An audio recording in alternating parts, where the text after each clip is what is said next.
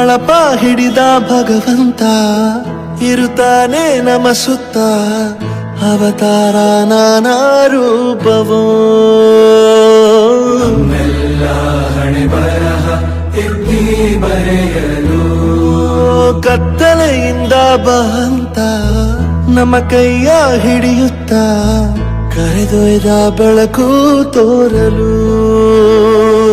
ಭಯವಾಗಿ ಗದರೋದು ನಮ್ಮ ಬೆಳೆಸಲು